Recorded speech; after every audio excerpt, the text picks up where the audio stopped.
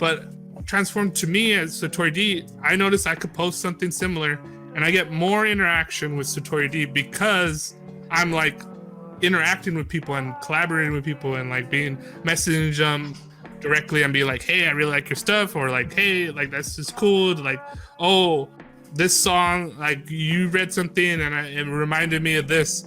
I mean, that's how first Imaginarium started. Like I would do a video and then someone will be like, oh, this inspired me to write this.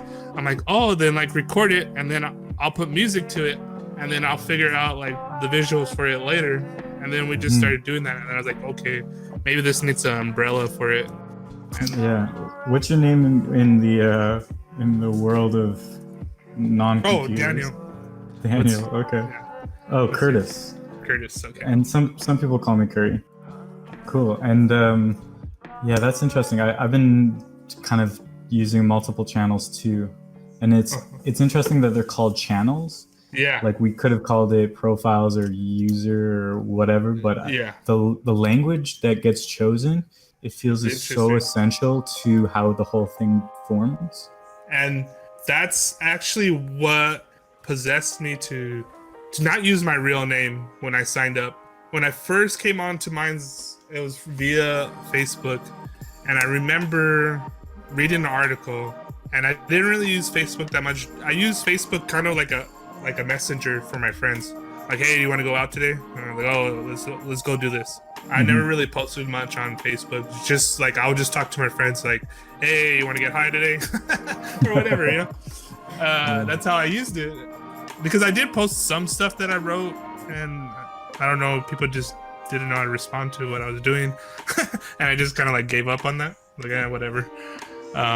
But when I read that article, I was like, oh, okay, this seems interesting. And I was always, you know, Friendster happened, and then I moved to MySpace before all my friends did, and then I moved to Facebook before everybody else did.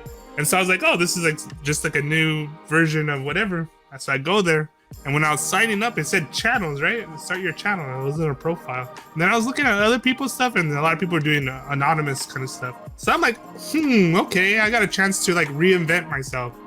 I always liked Satori, as far as I was really big into Jack Kerouac, and he had this one book one time called Satori in Paris, and that was the first time I ever heard that word. I didn't even know what it really meant. I just liked how it looked. I liked how it sounded in my head. And then later, you know, I kind of like went into like Eastern philosophy, and then I was like, okay, I like this. So I would use SatoriD as just my own personal, or something that meant something only to me, that no one else really knew.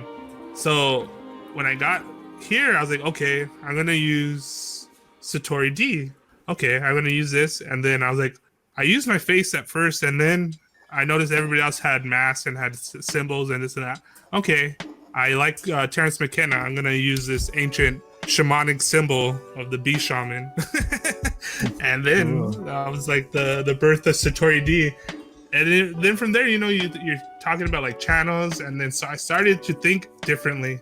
Okay, if I had an actual TV channel or a media channel, what's the kind of stuff that I would want? I was like, well, I like consciousness, I like psychedelics, I like poetry, I like music. And just kept on more focusing on that, and then just turned into like, I remember the early on conversations I would have. There's this guy that did animations, and I was like, oh, like we should do a comic book, and if you could do this edit and this and that. And I kept on, I felt like I was bugging him. I know I wasn't, but he was just busy doing other stuff. And then later I was like, let me just try it myself. At that early time too, everybody was sharing a lot of information about open source projects.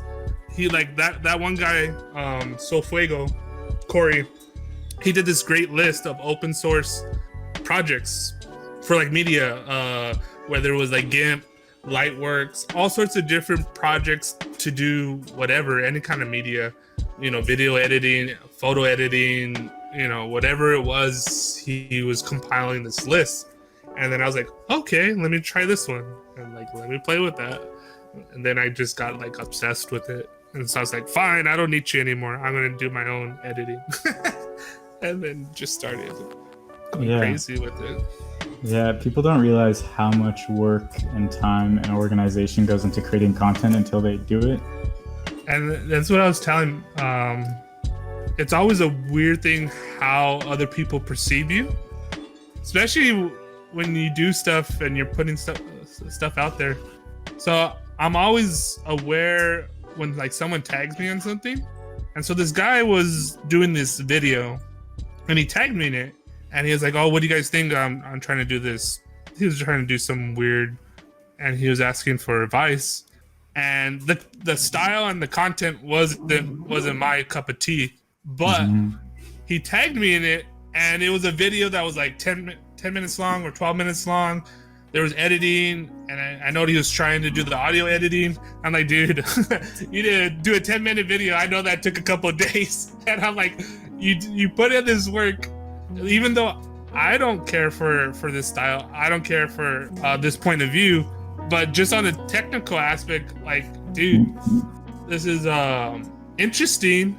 And I told him, I just gave him a little bit of like my own weird little tips about like, the only thing I would say is like during this time spot, the audio is like really bad where it's like hard to like focus. So you should, I don't know if that's the effect that you wanted or you should clean that up. And then he started talking to me. He's like, "Oh yeah, audio editing is the bane of my existence." And I'm like, dude, I know what you're talking about. Like, you could go insane with trying to clean up audio. And then we just started like talking like that, and just to give him encouragement. Like, even though I don't care for this, but you're trying, and I respect that.